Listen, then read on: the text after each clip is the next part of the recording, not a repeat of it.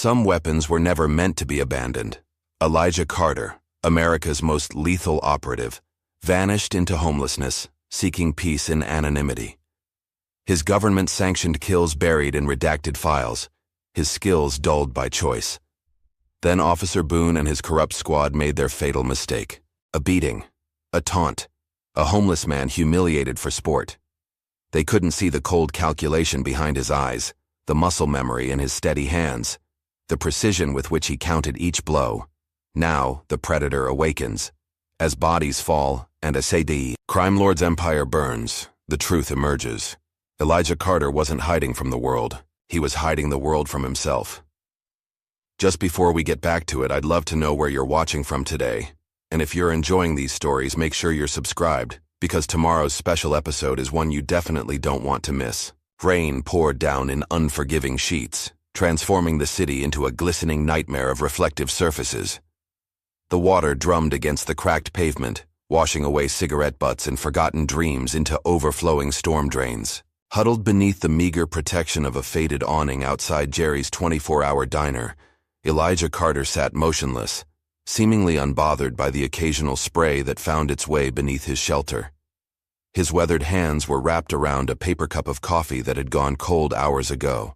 The diner's night manager had brought it out of pity, or perhaps fear. Something in Elijah's penetrating gaze made people uncomfortable, made them want to appease him and move along quickly. His tattered military jacket hung loosely from his broad shoulders, the patches and insignias long since removed, but the disciplined posture impossible to erase. The rain created a constant, soothing rhythm that allowed Elijah to focus, to process information like he had been trained to do. Every detail around him registered with crystal clarity: the nervous woman clutching her purse as she hurried past, the man checking over his shoulder 3 times in the span of 30 seconds, the teenage couple sharing an umbrella and giggling as they splashed through puddles. His dark eyes tracked movement automatically, categorizing threats, escape routes, vulnerabilities, old habits. Hard to break. Elijah's fingers twitched slightly as headlights swept across the wet pavement. A patrol car rolled to a stop in front of the diner, its red and blue lights remaining dormant but its presence immediately changing the atmosphere of the quiet street corner. He didn't move, didn't even blink as the doors opened and 4 uniformed officers stepped out into the rain. The lead officer, a broad-shouldered man with a buzz cut and a permanent sneer etched onto his face, surveyed the street before his eyes landed on Elijah. Something like satisfaction flickered across his features. "Well, well, well," Officer Travis Boone drawled, sauntering toward the homeless man. "Look what we've got here, boys. This spot's not a hotel, old-timer." Elijah remained still, his eyes focused on some distant point beyond the officers. His stillness seemed to irritate Boone, whose hand dropped casually to the baton at his belt. "I'm talking to you," Boone said, his voice hardening. "You deaf or just stupid?" "Neither, sir." Elijah's voice was quiet but clear, each word precisely enunciated. There was no fear in it, no anger, just a flat statement of fact. Boone's eyebrows shot up, and he exchanged glances with his companions. One of them, younger than the others, with an uncomfortable expression on his face, hung back slightly. "Oh, we got a smart one," Boone chuckled. "Reynolds, you hear that? He called me sir." He turned back to Elijah. "What you got in that bag? Booze? Drugs?" "Just personal items," Elijah replied, his gaze finally shifting to meet Boone's. "Nothing illegal." That gaze seemed to unsettle Boone for a moment. Something in those dark eyes that didn't match the circumstances, didn't belong to a man living on the streets. They were too alert, too assessing. But the moment passed, and Boone's face hardened again. "Let's see about that." Without warning, he kicked at the weathered duffel bag beside Elijah, sending it skidding across the wet sidewalk. The contents spilled out: a worn toothbrush, a crumpled paperback book, a change of clothes, and a small metal box that clattered against the concrete. Elijah tensed, just slightly, his eyes tracking the metal box. "What's so special about this?" Boone asked, stooping to pick it up. "Personal items," Elijah repeated, rising to his feet in one fluid motion that should have been impossible for a man his age. "Nothing illegal." Boone popped the lid open, revealing a set of dog tags and a faded photograph. "Military man, huh?" he sneered, dangling the dog tags. "What are you now? Just another bum who couldn't hack it in civilian life." For a brief moment, something dangerous flashed in Elijah's eyes, a cold, calculating look that made the younger officer Reynolds take an instinctive step back. "You should put those back," Elijah said quietly. Boone laughed, letting the tags drop into a puddle. "Or what, old man? You gonna fight the whole police department?" Reynolds cleared his throat. "Sarge, maybe we should—" "Shut it, rookie," Boone snapped. "You're here to learn, not talk." He turned back to Elijah. "This sidewalk needs to be cleared. Public safety hazard, you understand?" With a casual swipe of his boot, Boone sent the rest of Elijah's belongings into the gutter, where the rain immediately began carrying them toward the drain. The other officers chuckled, but Reynolds remained silent, watching Elijah with growing unease. Elijah didn't move to retrieve his things. He simply stood there, rain soaking through his jacket, his eyes never leaving Boone's face. There was something in that stillness that should have warned them, the coiled tension of a predator deciding whether to strike. "You deaf again?" Boone asked, prodding Elijah's chest with his baton. "I said move along." "I'm not bothering anyone," Elijah replied evenly. "You're bothering me." Boone jabbed harder with the baton, clearly expecting anger, fear, some reaction that would justify escalation. Instead, Elijah simply looked at him with those penetrating eyes that had seen battlefields and blood, and had calculated distances for kills most men couldn't imagine. It was a look that had made hardened fighters back down, a look that said death was just a calculation away. Something in that gaze finally penetrated Boone's arrogance, making him falter momentarily. But pride and an audience of fellow officers pushed him forward. "That's it," Boone growled, grabbing Elijah's arm. "You're coming in for disturbing the peace." What happened next was so quick that later, when Reynolds tried to describe it in his report, he couldn't quite capture the fluid motion. One moment Boone had his hand on Elijah's arm. The next, he was stumbling backward, off balance, though Elijah hadn't seemed to move at all. "Don't touch me." The words were spoken softly, but they carried the weight of an absolute command. Anger and embarrassment flooded Boone's face. "Take him down," he barked to the other officers. They rushed forward together, and this time Elijah didn't resist. Perhaps he realized the futility, or perhaps he had already made a different calculation. 4 armed men against 1, with more only a radio call away. Those weren't odds even he would take. Not yet. They dragged him to the wet pavement, one officer wrenching his arms behind his back, while another kicked his legs out from under him. Elijah went down hard, his face scraping against the concrete. Blood mixed with rainwater, running, in pink rivulets down the sidewalk. Through it all, Elijah never made a sound. No grunt of pain, no plea for mercy. He simply closed his eyes and breathed deeply, rhythmically, as if counting. 1, 2, 3. A flash of memory. Sand-colored hills viewed through a scope, the crosshairs settling on a warlord's head from 800 yards away, the gentle exhale as his fingers squeezed the trigger. 4, 5, 6. The officer's mocking laughter echoed oddly in his ears as they hauled him to his feet, blood streaming from a cut above his eye. "Not so tough now, are you?" Boone sneered, cuffing Elijah's hands behind his back with unnecessary force. 7, 8, 9. They shoved him toward the patrol car, his belongings left scattered and forgotten in the gutter. As they pushed his head down to load him into the back seat, Elijah's eyes met Reynolds'. The young officer looked away quickly, unable to hold that penetrating gaze.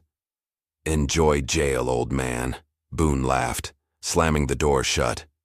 In the confined space of the patrol car, Elijah sat perfectly, still, his posture military straight despite the handcuffs. Blood dripped steadily from his face onto his jacket, but he paid it no mind. His eyes stared straight ahead, focused and alert. Reynolds slid into the driver's seat, adjusting the rearview mirror. For a brief moment, he caught Elijah's reflection. Those eyes looking back at him with an intensity that made him quickly avert the mirror. As they pulled away from the curb, Reynolds couldn't shake the feeling that he wasn't transporting a homeless vagrant to lockup. The sensation crawling up his spine whispered something much more alarming. He was sharing a confined space with something lethal. The drive to the precinct was silent, the rain drumming on the roof the only sound. As they pulled into the station's parking lot, Elijah spoke for the first time since his arrest. "You should have left me alone." His voice was soft, almost conversational, but there was something in it that made Reynolds' hands tighten on the steering wheel. Not a threat, a warning.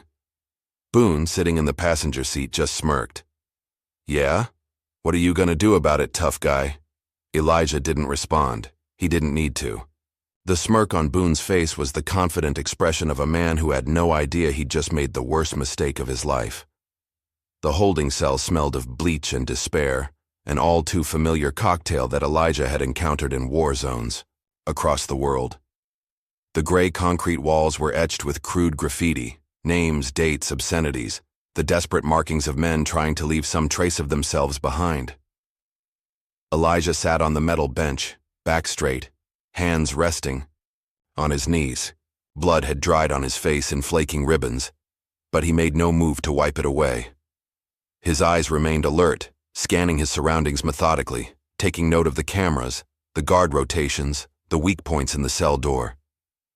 His mind worked, like the weapon it had been honed to be, processing information, calculating odds, planning contingencies. To an observer, he appeared still, almost meditative. Inside, he was anything but. 3 exits from the holding area, 2 guards on night shift, camera blind spot in the northeast corner. Officer Reynolds, uncertain, conflicted, potential leverage. Officer Boone, sadistic, corrupt, primary threat. Elijah's fingers twitched slightly, muscle memory from thousands of trigger pulls. He closed his eyes briefly, centering himself. Not now. Not yet. The precinct hummed with nighttime activity, phones ringing, keyboards clicking, occasional bursts of laughter. Through it all, Elijah waited, patient as the trained hunter he was. Officer Jake Reynolds couldn't shake the uneasiness that had settled over him since they'd brought in the homeless man. Something about him was off. The way he moved, the way he observed everything, the absolute absence of fear in his eyes. Nobody who lived on the streets should have eyes like that. Against his better judgment, Reynolds pulled up the booking system and entered Elijah Carter's fingerprints into the database. Standard procedure, but something told him the results wouldn't be standard at all. The computer processed the request, and Reynolds expected the usual, maybe some minor offenses, vagrancy charges, possibly substance abuse. Instead, a red flag popped up on his screen, classified. Clearance Level 5, required contact Department of Defense. Immediately Reynolds stared at the screen, blood running cold. What the hell?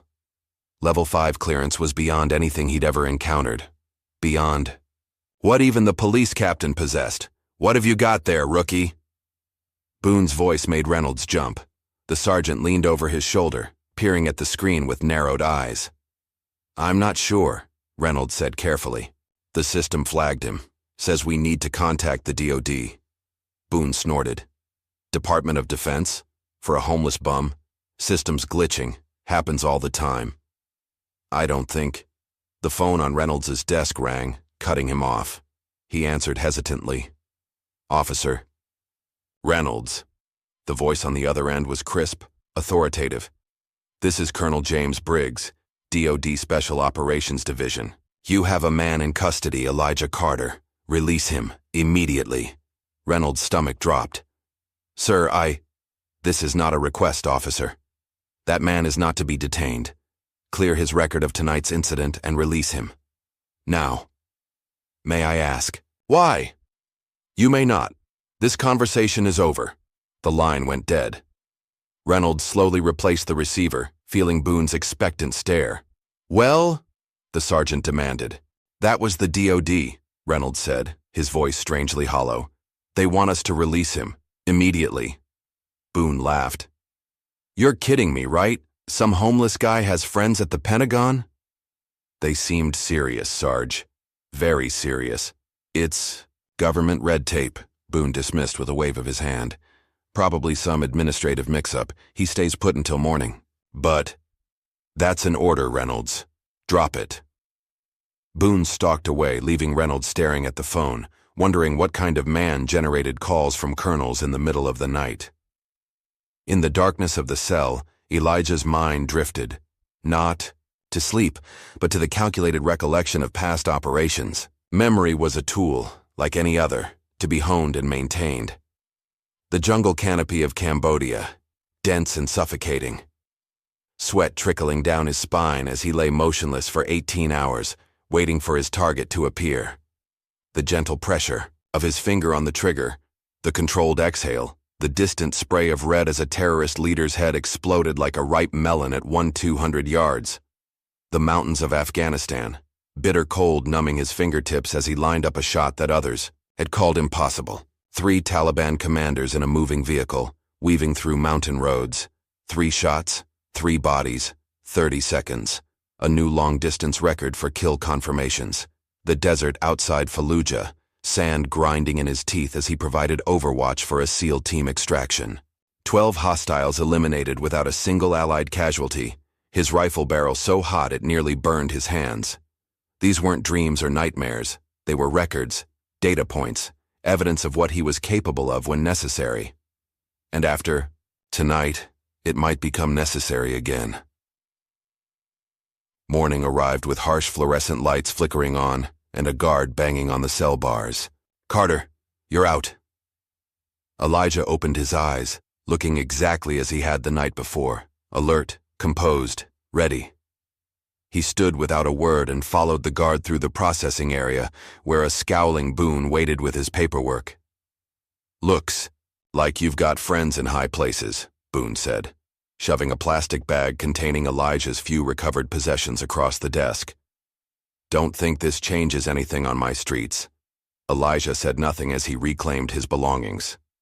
The metal box with his dog tags was missing, likely still lying in some gutter where Boone had dropped it. His eyes registered this fact without emotion. "Nothing to say?" Boone taunted. "No thank you for the night's accommodation?" Elijah's gaze flicked to Boone's face, then away, dismissing him as unworthy of response. That subtle dismissal infuriated Boone more than any words could have. "This isn't over," the officer hissed. Elijah walked past him toward the exit, where Reynolds stood awkwardly by the door. As he passed the young officer, Elijah paused momentarily. "Choose carefully who you follow," he said quietly, then continued, "On his way." Reynolds watched him go, that uneasy feeling intensifying. The man moved like a predator, every step purposeful, balanced, ready. Not like someone who had spent the night in a cell, but like someone preparing for war. Outside, the morning sun had burned away the rain clouds, leaving the city steaming and humid. Elijah walked steadily away from the precinct, his pace unhurried, but covering ground efficiently.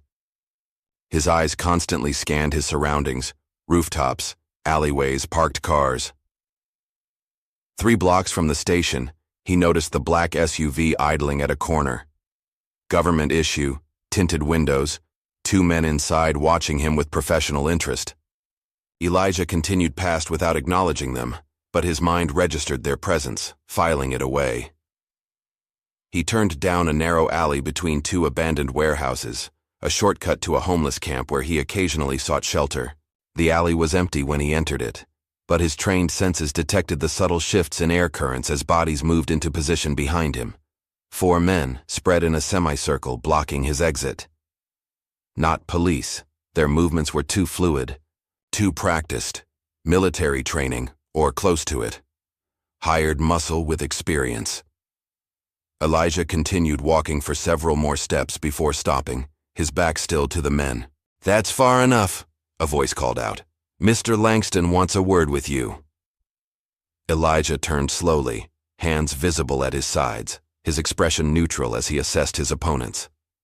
2 carried knives, 1 had brass knuckles, and the 4th, hanging back slightly, had a hand inside his jacket where a shoulder holster would be. "I don't know any Langston," Elijah replied calmly. The apparent leader, a muscular man with a scar running along his jawline, stepped forward. "He knows you, though. Says you caused him a lot of trouble overseas once upon a time." Ah, that clarified things. Victor Langston, former CIA contractor, current arms dealer and human trafficker. Elijah had dismantled one of his operations in Eastern Europe 5 years ago, a sniper shot that had taken out Langston's regional commander and sent the organization into chaos. "I'm not interested in a reunion," Elijah said. "Not really an option," Scar replied, flicking open a switchblade. "You're coming with us, or you're not going anywhere ever again." Elijah's eyes went cold, the last trace of humanity draining from them as combat calculations replaced conscious thought. 4 opponents, limited space, no firearms of his own, acceptable odds. The fight lasted exactly 27 seconds. Later, witnesses would tell responding officers conflicting stories. Some swore there were gunshots. Others insisted the homeless man had help. One woman claimed he moved like something, from a movie, all blurry-like. The truth was simpler and more terrifying. Elijah Carter was the most efficient killing machine the United States military had ever produced, and these men were amateurs by comparison. The first attacker lunged with his knife. Elijah stepped inside the thrust, grabbed the man's wrist and twisted. The sharp crack of breaking bone was followed by a scream as Elijah used the man's own momentum to drive the knife into his thigh, severing the femoral artery. The second man swung his brass knuckles in a wide arc. Elijah ducked under the blow, drove 2 precise strikes to the man's throat, crushing his trachea, then pivoted to face the third attacker. This one was more cautious, circling with his knife held low. Elijah waited, perfectly still, until the man committed to a thrust. Then he moved, a blur of lethal precision, catching the knife hand, breaking the elbow with a short strike, and driving the man's head into the brick wall with enough force to fracture his skull. The fourth man had his gun out now, but hesitated a crucial half-second at the sight of his companions falling so quickly. Elijah closed the distance in 2 strides, trapped the gun hand and fired the weapon into the man's own torso twice before disarming him. 4 attackers. 4 bodies. 27 seconds. Elijah checked the gun, a Glock 19, 3 rounds remaining, and tucked it into his waistband before quickly searching the bodies. He found what he expected. Burner phones. Cash. No identification. Professional enough to maintain anonymity, but not professional enough to survive. He took one of the phones and dialed a number from memory. When it connected, he spoke just 3 words. "They found me." Without waiting for a response, he ended the call, dropped the phone beside one of the bodies, and walked calmly out of the alley. By the time police sirens wailed in the distance, he was already 6 blocks away, merging into the morning crowd of commuters. Officer Boone was halfway through his second coffee of the shift when his personal phone rang. He didn't recognize the number but answered anyway. "Boone, your homeless guy just killed 3 of my men in under a minute." The voice was cold, controlled, but with an undercurrent of fury. "The 4th won't make it to the hospital." Boone nearly choked on his coffee. "Who is this?" "The man who's been paying your department to look the other way while I do business in your city. And now I learn you've been harassing a ghost, a man the government pretends doesn't exist because what he did for them was too dark to acknowledge. Langston." Boone's voice dropped to a whisper, glancing around to ensure no one was listening. "What are you talking about? He's just some bum." "That bum has the highest confirmed kill count in Special Forces history. More than any sniper, any assassin, any black ops specialist they've ever fielded. The kind of weapon they point at problems they want to disappear permanently." Boone's blood ran cold. "What's his real name?" "Elijah Carter is his real name. They never bothered with aliases because no one who saw him in action was left alive to identify him. And now, thanks to you, he's active again. And he's in my city." "I didn't know." "Fix this," Langston snapped. "Find him, kill him, or I'll consider our arrangement terminated, along with your employment." The line went dead. Boone stared at his phone, a cold sweat breaking out across his forehead as the realization sank in. He hadn't arrested a homeless vagrant last night. He'd poked a sleeping lion. As the sun began to set over the city skyline, Elijah stood on an abandoned bridge spanning the industrial district. Below him, the river flowed sluggishly, carrying the city's forgotten refuse out to sea. He was no longer in his tattered clothes. A visit to an old contact, a former Marine turned arms dealer who operated out of a pawn shop in the bad part of town, had provided him with fresh attire, a prepaid phone, and a shoulder holster for the Glock. The metal box containing his dog tags remained lost. But it didn't matter now. The man those tags had belonged to, the soldier, the patriot, the believer, was long gone. What remained was something else entirely, a weapon that had been pointed at a target. Elijah's phone buzzed with an incoming text. A single line of text, from an unnamed contact. Langston has ordered full surveillance, all assets deployed. So it began. The hunter was now the hunted, or so Langston thought. In truth, Elijah had been hunting all along, waiting for the right moment to spring the trap. Boone and his corrupt officers had simply accelerated the timeline. "I warned you," Elijah murmured to the darkening sky. "I warned you to leave me alone." In the gathering shadows, his eyes gleamed with cold purpose. The forgotten warrior had remembered his purpose. And now, a city would remember his wrath. Victor Langston slammed his fist onto the polished mahogany desk, rattling the crystal tumbler of bourbon beside his laptop. The security footage from the alley played on a loop before him, grainy but clear enough to show 4 of his men being dismantled by a single opponent in less than 30 seconds. "Play it again," he ordered, his voice deceptively calm despite the rage burning behind his eyes. His security chief, Mills, tapped a key, and the footage restarted. Langston leaned forward, studying the homeless man's movements with cold calculation. The efficiency was unmistakable. No wasted motion, no hesitation, just pure lethal intent executed with surgical precision. "Elijah Carter," Langston muttered, the name bitter on his tongue. "I should have killed you years ago." Mills shifted uncomfortably. "Sir, our intelligence says he's been off the grid for 3 years, living on the streets, no contact with his former handlers." "And you believe that?" Langston's laugh was hollow. "Men like Carter don't retire. They don't break. They wait." He pulled up another window on his laptop, revealing a heavily redacted military file. Most of the text was blacked out, but fragments remained visible. "Confirmed kills exceeding classified threshold," and "psychological evaluation indicates subject displays minimal emotional response to combat scenarios." "This man single-handedly collapsed my Eastern European operation," Langston continued, his finger tapping on the screen. "One shot from nearly a mile away. Do you know what it takes to make that kind of shot, Mills? Not just skill, it requires something inhuman. An ability to detach completely, to become nothing but mathematics and physics." Mills studied the footage again, watching as Carter efficiently dispatched the 4th attacker using the man's own weapon. "What do you want us to do, sir?" Langston closed the laptop with a snap. "Find out everything about his movements since he surfaced. I want to know where he sleeps, what he eats, who he talks to, and get Boone on the phone." His incompetence started. "This mess? He can help clean it up." As Mills left the room, Langston turned to the floor-to-ceiling windows overlooking the city. Somewhere out there, a ghost from his past was hunting him. The thought should have terrified him, but instead, it awakened something he hadn't felt in years, the electric thrill of genuine challenge. "Come find me, Carter," he whispered to the city lights below. "Let's finish what we started." Across town, Officer Boone sat in his patrol car, hands shaking as he dialed dispatch for the 3rd time. "Any update on that double homicide in the warehouse district?" he asked, struggling to keep his voice steady. "Nothing new, Sergeant," the dispatcher replied.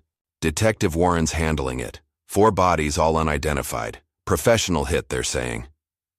"Any suspects?" "Nothing solid. Surveillance cameras in the area were conveniently disabled." Boone ended the call, cold sweat beading on his forehead. 4 bodies, Carter's work. And now Langston expected him to find and eliminate a ghost. His phone buzzed with a text from an unknown number. "My office, 1 hour, come alone." L. Langston rarely met with his police contacts in person. Whatever was happening, it was bad enough to break protocol. Boone started the car, his mind racing, through scenarios, none of them ending well for him. Officer Jake Reynolds sat in the evidence room, scrolling through database after database, searching for any trace of Elijah Carter. The man was a phantom, glimpses in military records that led nowhere, redacted files, classified operations with all participants' names removed. "What are you doing, rookie?" Reynolds jumped, quickly minimizing the screen as Boone appeared in the doorway. "Just reviewing some case files, Sarge." Boone's eyes narrowed suspiciously. "What case?" "Just trying to understand the system better," Reynolds replied, maintaining eye contact despite his racing heart. Boone stepped closer, his breath sour with coffee and anxiety.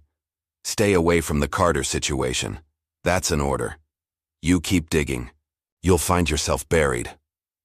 After Boone left, Reynolds reopened his search, more determined than ever. Something was very wrong here, and his gut told him Carter was at the center of it, not as the villain, but as something else entirely. His phone chirped with an alert. A body had been found near the homeless encampment where Carter occasionally stayed, one of Boone's informants, throat cut with military precision. The game was escalating. Elijah knelt in a rented storage unit, assembling a sniper rifle with practiced ease. His movements were methodical, each piece inspected and cleaned before being fitted into place.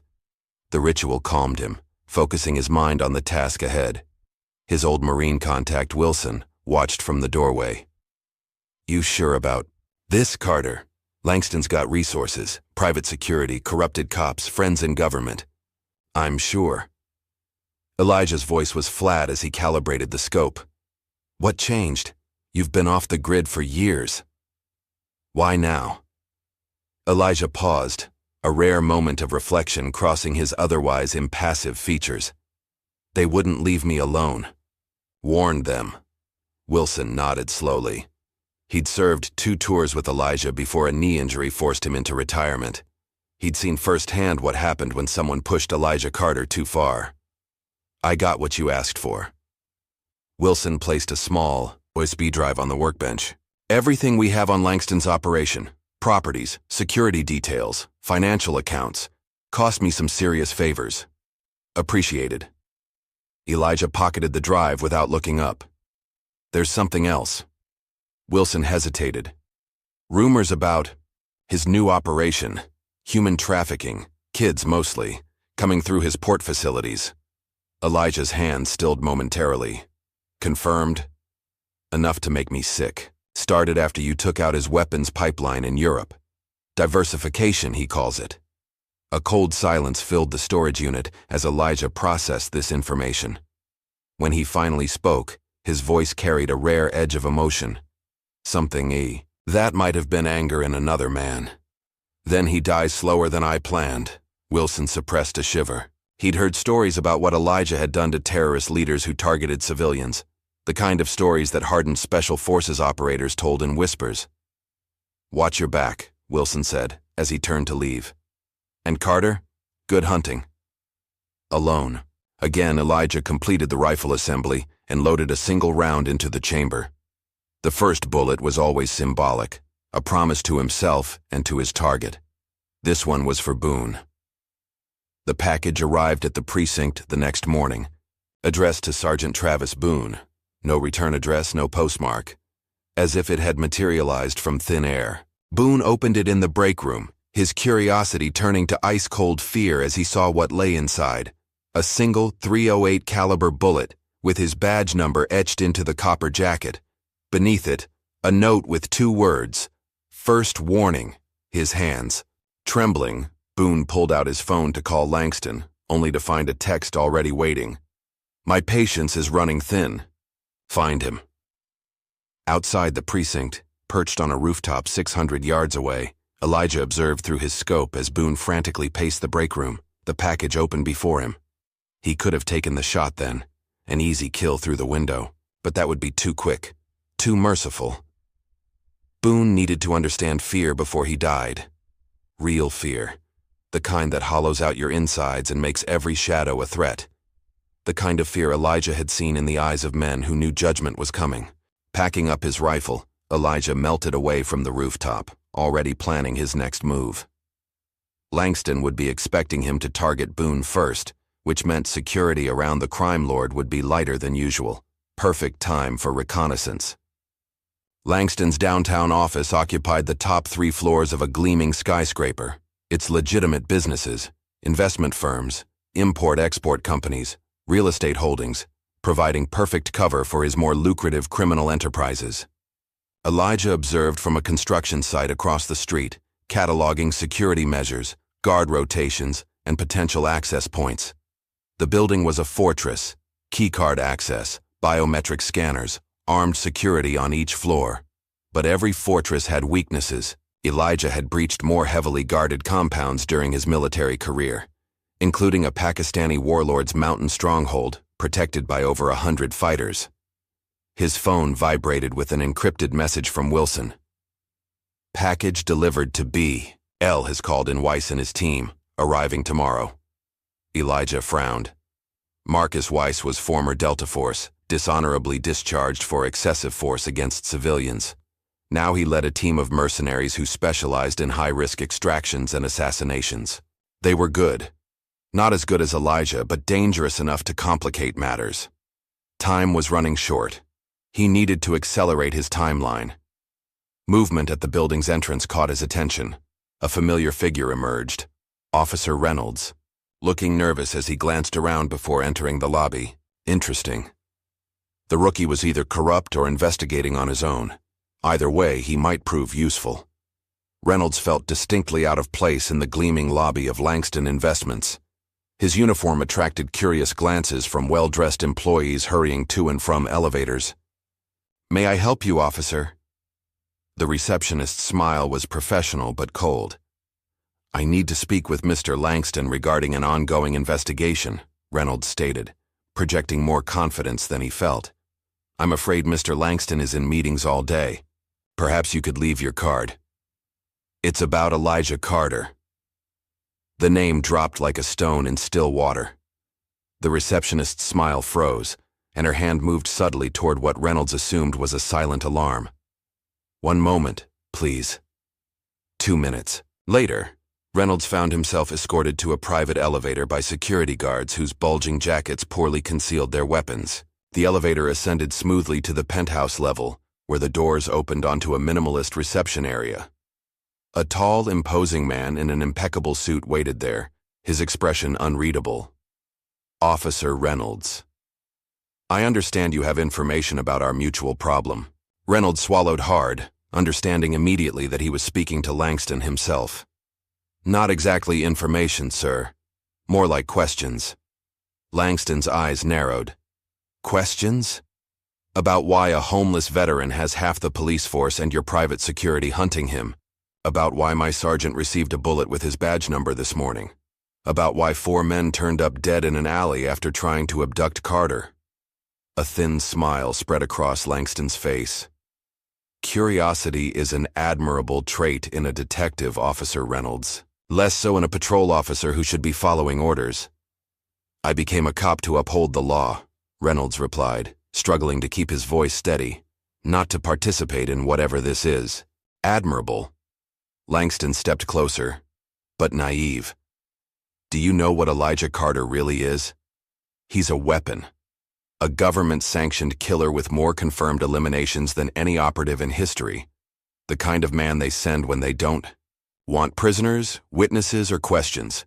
If that's true, why is he living on the streets?" Langston shrugged. "Who knows? Guilt? Trauma? Or perhaps it's just camouflage. The perfect cover for a man who never really stopped being what they made. Him." Reynolds processed this, remembering Carter's eyes, the cold, assessing gaze that had seen right through him. "What did you do to him?" "I existed in his crosshairs." Langston turned to look out the floor-to-ceiling windows. 5 years ago, Carter eliminated a business associate of mine in Eastern Europe. One shot from over a mile away. Impossible shot, they said. Not for him. And now? Now he's decided to finish the job.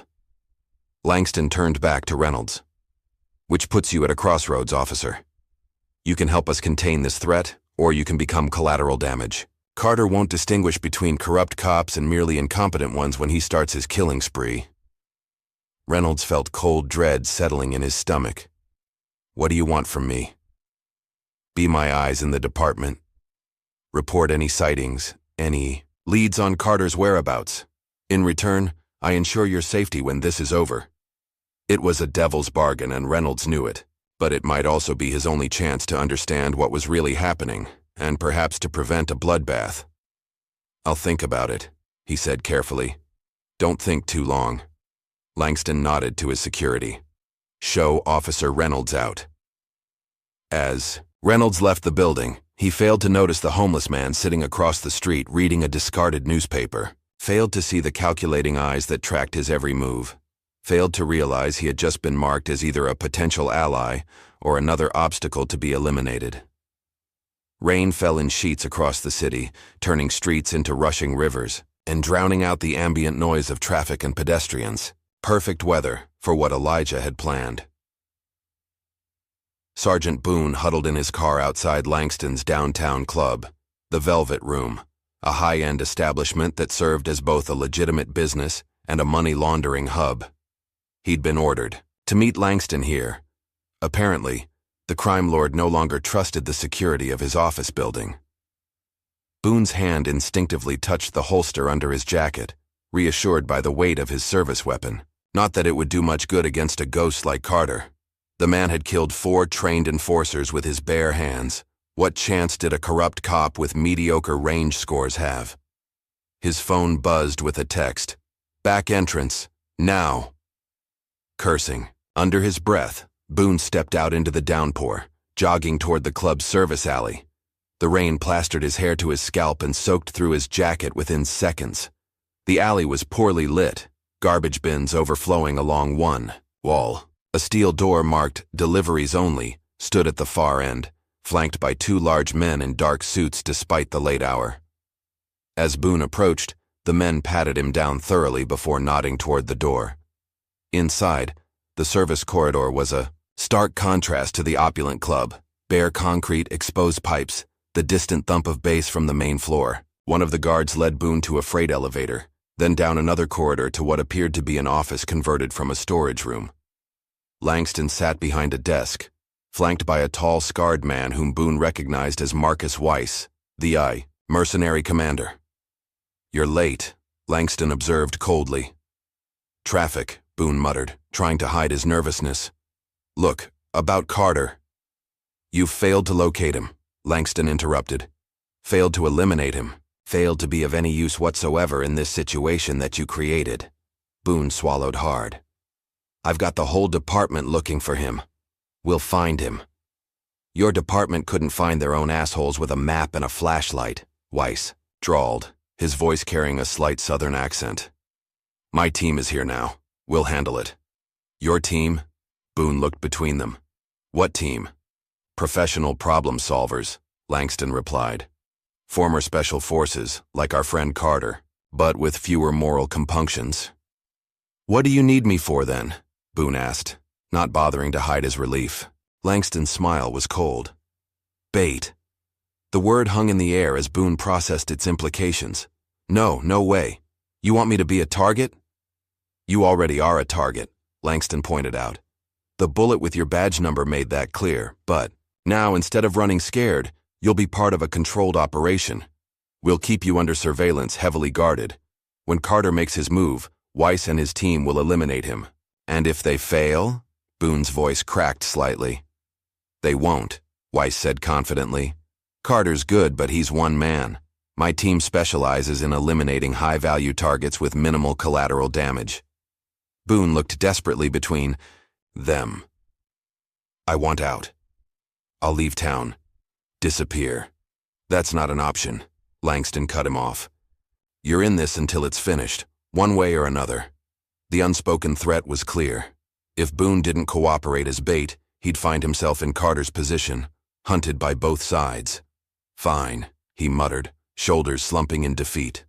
What's the plan?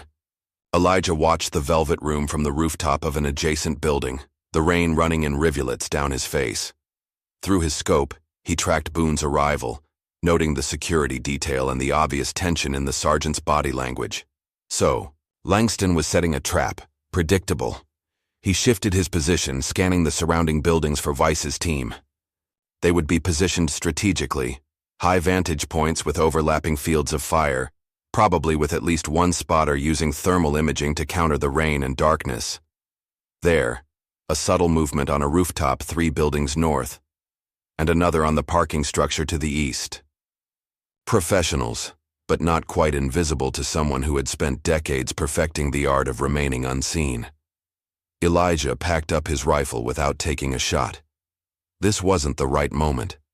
Weiss would be expecting a direct assault, a sniper, shot, or perhaps a close-quarters ambush.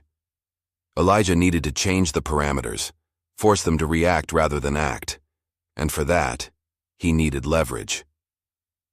Officer Reynolds sat at his kitchen table, files spread before him as he tried to make sense of the web of connections between Langston, Boone, and the mysterious Elijah Carter.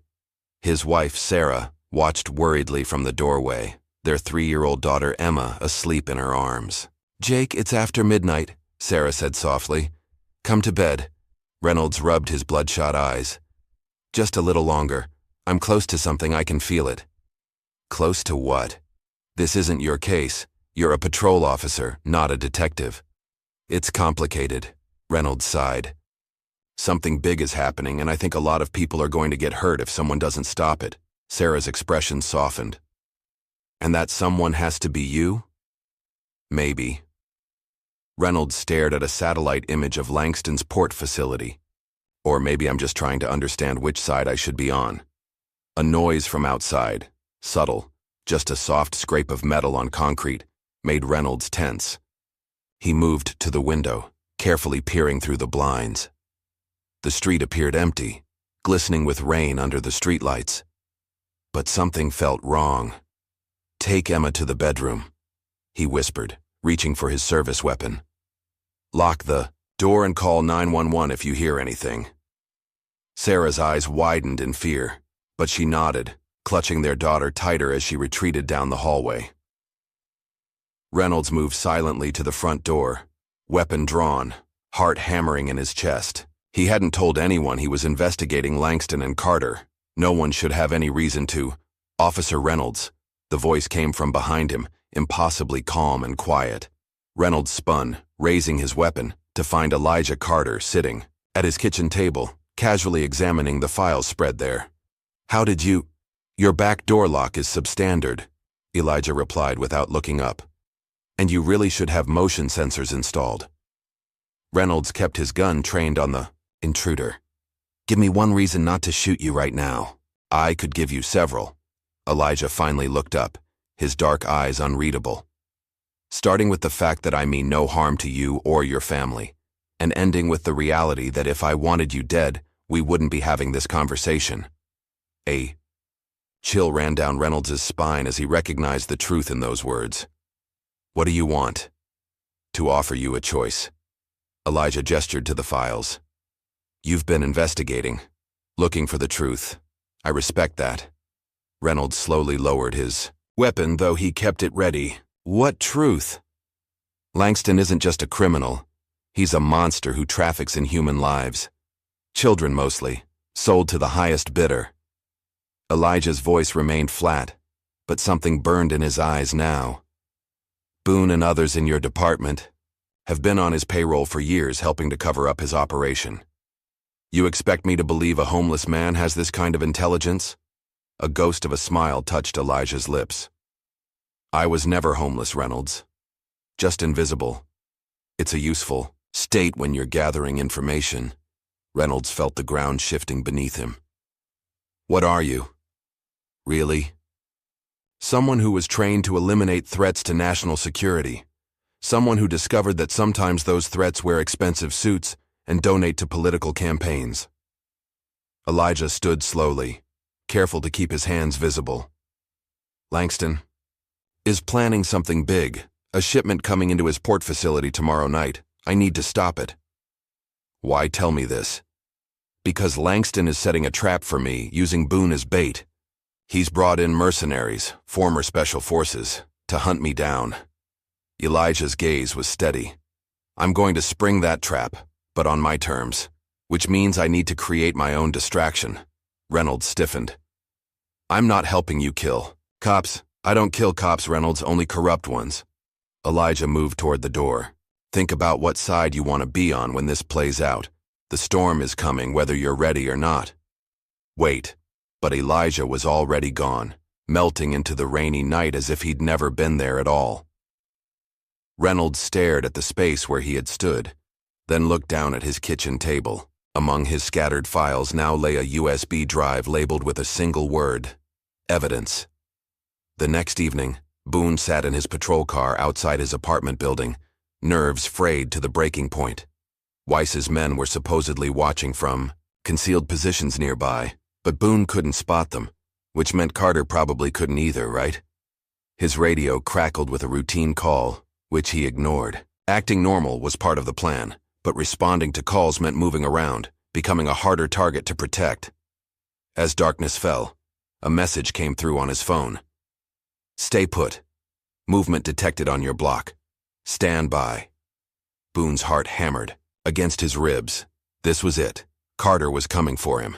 Minutes stretched into an agonizing hour. Nothing happened. No shots, no attack, just the quiet residential street with occasional passing cars. Then his radio exploded with urgent calls. All units. Explosion reported at Langston Shipping Terminal, Pier 17. Multiple casualties. Hazmat situation reported. Boone's blood ran cold. Pier 17, Langston's main smuggling hub, where a major shipment was due tonight. His phone rang immediately. Langston's voice was tight with barely controlled fury. It's a diversion. Carter hit the terminal instead of you. Get over there now. But the plan is shot to hell. He's burning my operation to the ground while we're babysitting you. Boone started his car with shaking hands, pulling away from the curb. As he accelerated down the street, his headlights illuminated a figure standing directly in his path. Elijah Carter. Boone slammed on the brakes, reaching for his weapon.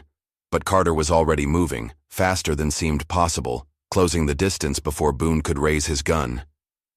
The driver's side window shattered. A hand reached in, grabbing Boone by the throat. I warned you, Carter said, his voice as calm as if he were discussing the weather. Now you're going to help me end this. Boone felt something press against his neck, a needle, and then darkness claimed him.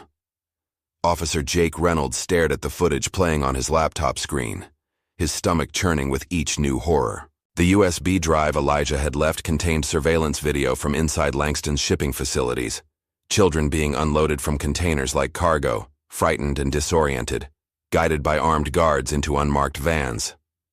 The timestamp showed it was from just 3 weeks ago. Sarah stood behind him, one hand pressed to her mouth, the other clutching the doorframe for support. Oh my God, Jake, she whispered. Those poor children. Reynolds paused the video, unable to watch anymore. There's financial records too. Offshore accounts, shell companies, bribes paid to officials. He ran a hand through his hair. Half my precinct is on his payroll. Including Boone? Especially Boone. Reynolds closed the laptop. He's been Langston's inside man for years, redirecting patrols away from shipments, burying evidence, intimidating witnesses. Sarah moved to sit beside him, taking his hand in hers. What are you going to do? The question hung in the air as Reynolds considered his options. Going to internal affairs was the proper procedure, but if Langston's influence extended as far as the evidence suggested, it would be like signing his own death warrant. His phone buzzed with an incoming call. Unknown number. Reynolds, he answered. Cautiously, turn on your TV. Elijah's voice was unmistakable. Channel 7. Reynolds reached for the remote, switching on the news. Helicopter footage showed a massive fire at the port, smoke billowing into the night sky as emergency vehicles swarmed the area. Breaking news, the reporter announced. A major explosion at Langston Shipping's main terminal has authorities scrambling. Initial reports suggest hazardous materials may be involved, with first responders treating multiple casualties. The FBI has been called in amid rumors of potential human trafficking connections. Jesus, Reynolds breathed. You did this? I exposed it, Elijah replied calmly. The explosion was targeted. Storage facilities only, no civilian casualties. But the containers with people were discovered by firefighters. Where's Boone? With me. Safe, for now. There was a pause. I need your answer, Reynolds. Which side are you on? Sarah squeezed his hand, her eyes meeting his. In them, he saw fear, but also resolution. They both knew there was only one choice he could live with. I'm in, Reynolds said firmly. What do you need me to do? Meet me at the abandoned Westlake factory in 1 hour. Come alone and make sure you're not followed. Langston's mercenaries are hunting us both now. The line went dead. Reynolds looked at his wife, the mother of his child, possibly for the last time as the man she'd married. I have to go. Sarah nodded, tears in her eyes but determination in her voice. Do what's right. We'll be here when you come back. Reynolds holstered his weapon, kissed his wife, and checked on his sleeping daughter one last time before heading out into the night, praying he wasn't making a fatal mistake. Langston paced the conference room of his secondary office, rage radiating from him in almost palpable waves. The room's other occupants, Marcus Weiss and 4 of his mercenaries, watched warily, knowing better than to speak until addressed. You told me you could handle one man, Langston finally said, his voice deceptively soft. One aging soldier, living on the streets, and yet my shipping terminal is in flames, my operation exposed to the feds, and Carter is still out there. Weiss remained stone-faced. He's not what we expected. The intelligence was flawed. Flawed? Langston laughed, bitterly. I told you exactly what he was capable of. You didn't listen. We underestimated his resources, Weiss admitted. He shouldn't have been able to access that kind of explosives, or the intelligence on your shipping schedule. He has help, one of the other mercenaries suggested. Someone feeding him information. Langston's phone buzzed. He glanced at the screen, his expression darkening further. Boone's missing. Last seen in his patrol car near his apartment. Carter's got him, Weiss concluded. He's eliminating your assets one by one. Then find him. Langston slammed his fist on the polished table. I'm doubling your fee. Triple if you bring me Carter's head within 24 hours. Weiss nodded to his team, who filed out silently to begin the hunt. When they were alone, Langston fixed Weiss with a cold stare. You were Delta Force with Carter, weren't you, before he transferred to the Ghost program? Weiss tensed slightly. We served together briefly. Then you know how he thinks. Use that. It's not that simple. Carter was already a legend when I met him. The man who made impossible shots, who could infiltrate facilities no one else could breach. Everyone has a weakness, Langston insisted. Weiss considered this, then nodded slowly. He's a protector, at heart. Always was. Even his kills were justified as protecting others. So we find something he wants to protect, Langston mused. Or someone. The rookie cop, Weiss suggested. Reynolds. Carter approached him, tried to turn him. There might be a connection there. Langston's thin lips curved into a cruel smile. Find out everything about Reynolds. Family, friends, weaknesses. If Carter wants to burn my world down, I'll show him what real fire looks like. The Westlake factory had been abandoned for nearly a decade, its cavernous interior now a playground for urban explorers and the occasional homeless encampment. Reynolds entered cautiously, service weapon drawn, every sense alert for danger. Moonlight filtered through broken windows, casting long shadows across rusted machinery and graffiti-covered walls. The air smelled of mildew and decay. I'm here, he called out, his voice echoing in the empty space. Keep walking. Elijah's voice came from somewhere ahead. Straight ahead, through the main floor. Reynolds followed the instructions, making his way deeper into the factory until he reached what appeared to have once been a foreman's office, overlooking the production floor. Inside, a battery-powered lantern illuminated a makeshift command center, maps pinned to walls, surveillance photos, and at the center, Sergeant Boone tied to a chair, duct tape across his mouth. Elijah stood in the corner, watching Reynolds with those unnervingly calm eyes. You weren't followed? No, Reynolds replied, holstering his weapon. Took a roundabout route, doubled back twice. Elijah nodded approvingly. Good. We don't have much time. Reynolds gestured toward Boone, whose eyes were wide with fear and fury. What's the plan? With him, information, then leverage. Elijah approached Boone, removing the duct tape in one swift motion. Ready to talk, Sergeant? Boone spat at him. Go to hell, you psycho. You first. Elijah's tone hadn't changed, but something in his posture shifted subtly. Tell me about the shipment that was coming in tonight. What happened to the other children? The ones not at the terminal? I don't know what you're talking about, Boone insisted. Reynolds stepped forward, showing Boone his phone with video from the USB drive playing. We've seen the footage, Travis. It's over. The FBI is at the port right now, finding exactly what you've been helping hide. Boone's face paled as he watched the video. I didn't know about the kids, he whispered. That wasn't part of the deal. What was the deal? Reynolds pressed. Money, protection. Look the other way while merchandise came through the port. Boone looked between them desperately. But I swear I thought it was drugs, maybe guns, not people, not kids. Elijah watched him impassively. The backup location. Where would Langston route the rest of his merchandise after the terminal was compromised? Boone hesitated, then slumped in defeat. The old meatpacking plant on River Street. It's been converted inside, holding cells, processing areas. That's where they sort the inventory. Reynolds felt sick at the clinical description. How many people are there? I don't know exactly. Guards, administrators, maybe 20, plus whatever inventory made it there before the terminal was. Hit. Elijah turned to Reynolds. Call it in. Anonymous tip to the FBI only, not local PD. Use one of the burner phones on the desk. As Reynolds made the call, Elijah prepared a syringe. Boone eyed it fearfully. What is that? What are you going to do to me? Insurance policy, Elijah replied, administering the injection with practiced efficiency. You're going back to Langston with a message. Boone's eyelids immediately began to droop. What message? You'll find out when you wake up, Elijah said as Boone lost consciousness. Reynolds finished his call and turned back to them. FBI's mobilizing to the meatpacking plant. ETA 15 minutes. He gestured to Boone. What now? Now we prepare for Langston's retaliation, Elijah replied, checking his weapons methodically. He's lost 2 major assets tonight. He'll be desperate, which makes him dangerous. You think he'll come after us directly? Not us.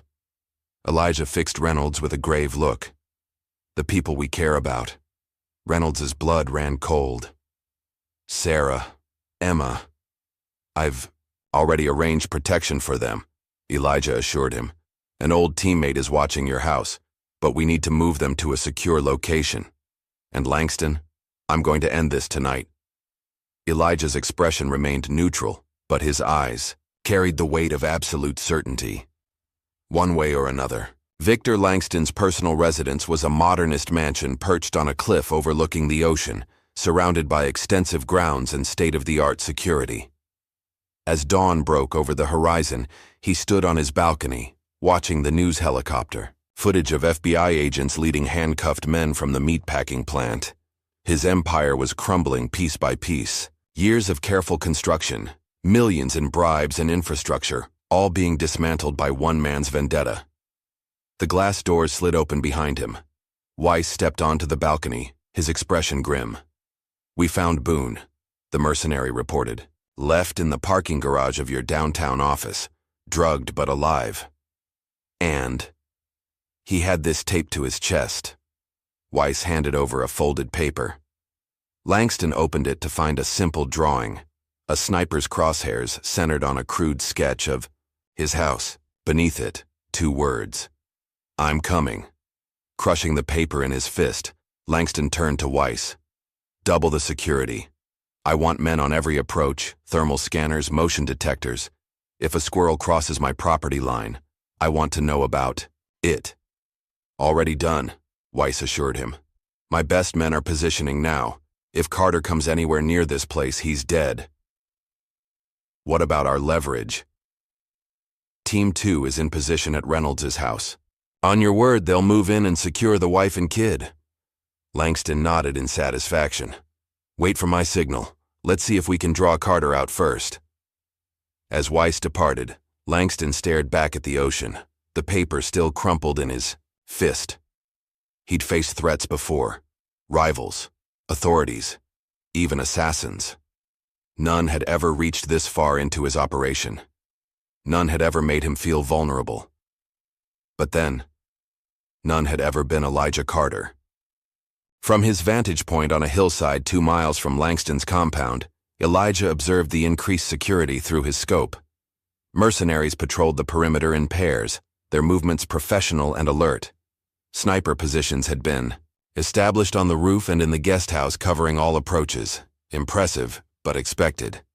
Weiss knew his business. Elijah's phone vibrated quietly. Reynolds, Sarah and Emma are secure, the officer reported. Your friend got them out just before Langston's men arrived. Casualties? None on our side. Your friend disabled 3 mercenaries, without firing a shot. Elijah allowed himself a small nod of approval. Bishop had always been good at close quarters work. What's the play now? Reynolds asked, tension evident in his voice. Stay with your family, Elijah instructed. I'm dealing with Langston. Alone? Against his entire security force? It's not the first impossible mission I've undertaken, Elijah replied calmly. But it will be Langston's last. He ended the call and returned to his observation. The security was formidable but followed predictable patterns. Weiss was expecting a frontal assault or a sniper approach, tactics that worked against conventional opponents. Elijah was anything but conventional. Packing his rifle, he retreated from his position and made his way to the equipment cache he'd established the previous day. Inside the waterproof container lay specialized gear, thermal masking clothing, signal jammers, and several packages of C4 explosives with remote detonators. Langston expected a hunter. Elijah would give him a ghost instead. Lieutenant Howard, Bishop, retired Delta Force, former teammate of Elijah Carter, and now private security consultant, watched over Reynolds and his family in a safe house 20 miles outside the city. The modest cabin belonged to another former operator who owed Bishop a favor. Sarah sat at the kitchen table, her daughter asleep in her lap, while Reynolds paced nervously by the window. Will they be safe? Bishop asked, nodding toward Reynolds's family. If Carter succeeds, yes. Bishop checked his watch. If not, we have extraction plans ready. New identities, overseas relocation. Reynolds shook his head in disbelief. How did I get caught in the middle of all this? Wrong place, wrong time, Bishop replied matter-of-factly. Or right place, right time, depending on your perspective. Carter doesn't trust easily. If he brought you in, he saw something in you worth trusting. What's their history? Carter and Langston? Bishop considered the question carefully. 5 years ago, Langston was running weapons to terrorist cells in Eastern Europe. Carter was tasked with shutting down the operation. The mission parameters changed when intelligence discovered Langston had political protection. So Carter was called off? Officially, yes.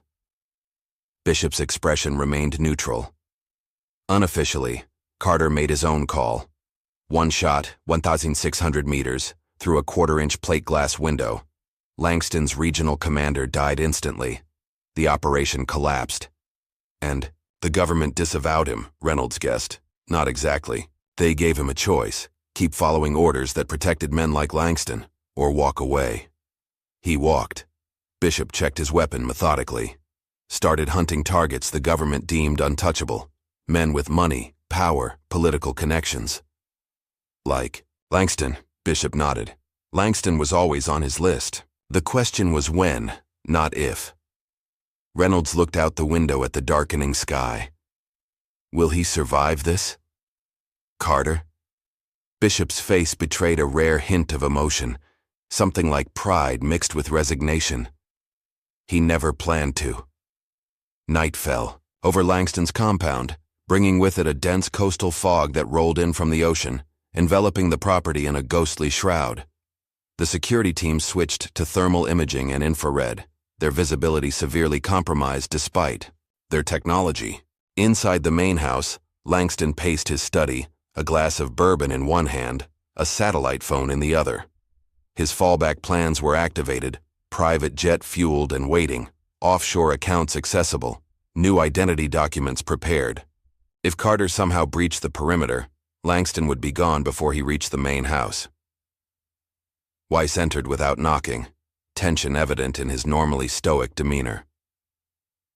"We've lost contact with the northwestern perimeter team," he reported. "2 men. Radio check missed, no response to recall.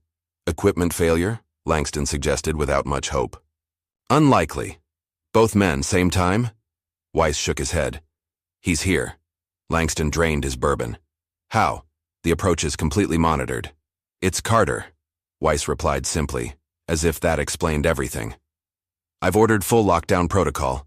All teams converging on the house. We're establishing a defensive perimeter." "Meaning you're surrendering the grounds," Langston observed bitterly. "Meaning we're creating a kill zone," Weiss corrected. "Let him come to us, on our terms." A distant thud shook the windows, followed seconds later by the distinctive crack of a high-caliber rifle. Weiss's radio erupted with frantic chatter. "Sniper! East Ridge! Jackson's down! Return!" The transmission cut off abruptly. Weiss barked orders into his radio, directing teams to the eastern approach even as another explosion, closer this time, rattled the compound. "He's creating chaos," Weiss realized aloud. "Explosives on the perimeter, sniper fire from the ridge. He's making us divide our forces." "So stop falling for it," Langston snapped. "It's one man who's managed to breach a secured perimeter. With 30 trained operators," Weiss retorted, his professional composure finally cracking. "This isn't a normal adversary." The lights throughout the compound suddenly went out, plunging them into darkness before emergency generators kicked, embathing everything in dim red auxiliary lighting. "Main power's cut," Weiss confirmed unnecessarily, checking his sidearm. "He's inside the perimeter." Langston moved to his desk, retrieving a sleek handgun from a hidden drawer. "Get me to the helipad. Now." Weiss hesitated, listening to the increasingly frantic reports coming through his earpiece. "It's not safe to move. We should stay here. Fortify our position." "I'm not paying you to cower in a corner," Langston snarled. "Get me out of here." Before Weiss could respond, all radio communications erupted with a single chilling message in a calm, measured voice they both recognized immediately. "I warned you. Now you're all dead men walking." Elijah Carter had hacked their communication system. Seconds later, a series of coordinated explosions rocked the compound, systematically taking out the defensive positions Weiss had established. The mercenary commander stared at Langston, genuine fear finally breaking through his professional facade. "God help us," he whispered. Outside, cloaked in the fog and darkness, Elijah moved like a wraith through the chaos he had orchestrated. The perimeter explosives, small, precisely placed charges, had been the first phase, designed to draw attention and resources outward. The sniper fire from a remotely controlled rifle platform on the eastern ridge had further divided their forces. Now, as the compound's defenses collapsed into disarray, he breached the main house through a service entrance, systematically eliminating the security personnel he encountered. Each movement was economical, each kill precise, a knife across a throat here, a silenced shot there. He left no witnesses, no wounded to raise alarms. His mind remained cold, calculating, assessing threats and opportunities with machine-like efficiency. This wasn't personal, despite the history. This was a mission, his last perhaps, but executed with the same precision as every operation he'd ever undertaken. The mansion's interior was a maze of opulence, marble floors, priceless artwork, crystal chandeliers now dark in the power outage. Elijah navigated by memory, having studied the building plans for weeks. Langston would be in one of 3 locations, his study, the panic room in the master suite, or heading for the helipad on the eastern terrace. A squad of 4 mercenaries blocked the main staircase, positioned behind overturned furniture with clear fields of fire. Elijah assessed and dismissed a frontal approach. Instead, he retreated to the kitchen, finding the dumbwaiter shaft that connected to the upper floor. Narrow but manageable. 2 minutes later, he emerged behind the mercenary position, silent as death itself. 4 men died before they realized he was there. Elijah continued upward, toward the master suite where Langston's panic room was located.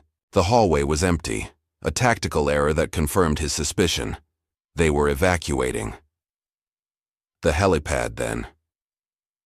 Reynolds paced the safe house anxiously, checking his phone for updates. Nothing since Elijah's last message 2 hours ago. Beginning. Final approach.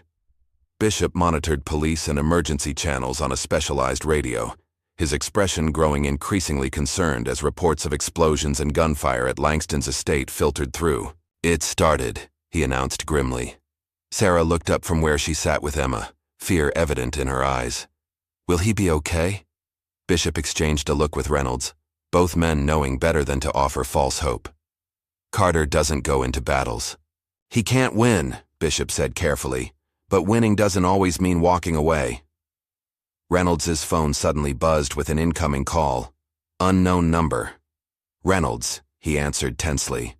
"Officer Reynolds." The voice wasn't Elijah's, but refined, cultured with an edge of desperation. "Langston, I believe we have mutual interest to discuss." Reynolds put the phone on speaker, signaling Bishop. "I have nothing to say to you." "Then perhaps you'd prefer to listen," Langston replied. "Your friend Carter has made quite a mess of my home. Tonight. Killed quite a few of my employees. He's very determined to reach me." "Sounds like your problem." "It's about to become yours," Langston's voice hardened. "Because while he's been hunting me, my men have been hunting too. We know about your wife, Sarah, your daughter, Emma. We know they're not at home, but we will find them." Reynolds felt ice in his veins. "If you touch them, that depends entirely on you." Langston interrupted. "Call Carter off. Now. Tell him if he wants your family to live, he backs away." Bishop was already on his feet, signaling for Sarah to gather Emma. His expression confirmed Reynolds' worst fear. Somehow their location had been compromised. "He won't stop," Reynolds said, playing for time. "Not for me, not for anyone." Then, "Their blood is on your hands." The line went dead. Reynolds turned to Bishop, panic rising. "We need to move. Now." Bishop was already checking the perimeter through specialized equipment.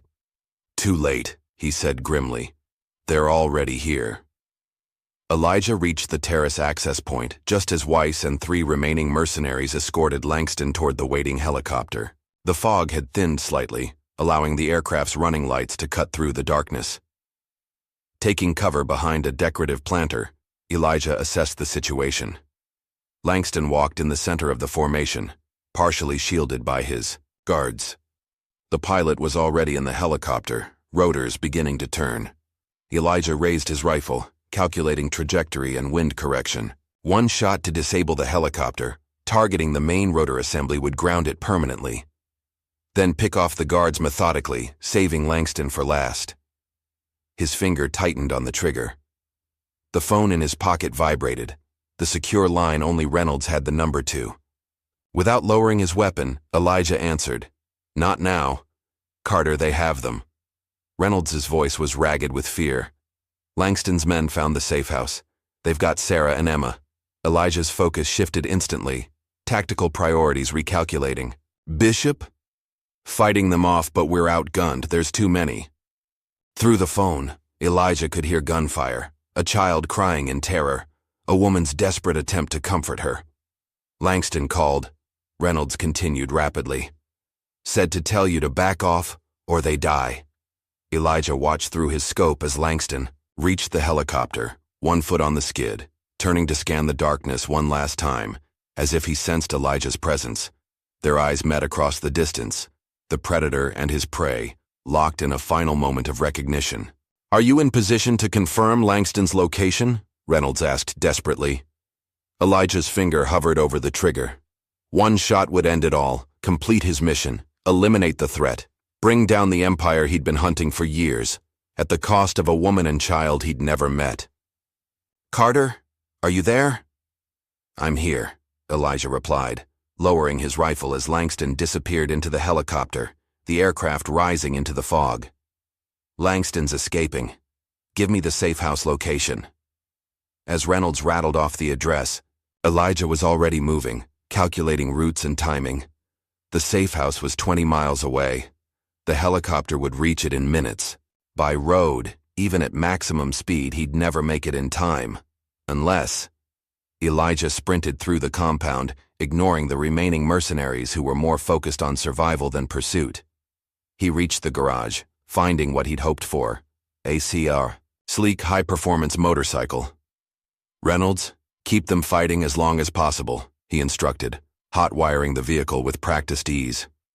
"Tell Bishop I'm inbound. ETA 17 minutes. They won't last 17 minutes. Then we better hope Langston wants to gloat before he gives the kill order." The motorcycle roared to life beneath him. "Stay alive. I'm coming." Elijah accelerated down the winding driveway, pushing the powerful machine to its limits. Above him, barely visible through the fog, Langston's helicopter banked eastward, heading for the safe house. The hunt had changed direction, but it wasn't over. Not by a long shot. The motorcycle roared through the empty country roads, headlight cutting, through the darkness as Elijah pushed the machine to its mechanical limits. Trees and fields blurred past, his mind calculating distances, angles, probabilities, the familiar mathematics of combat and survival. Above, barely visible against the night sky, Langston's helicopter maintained its course toward the safe house.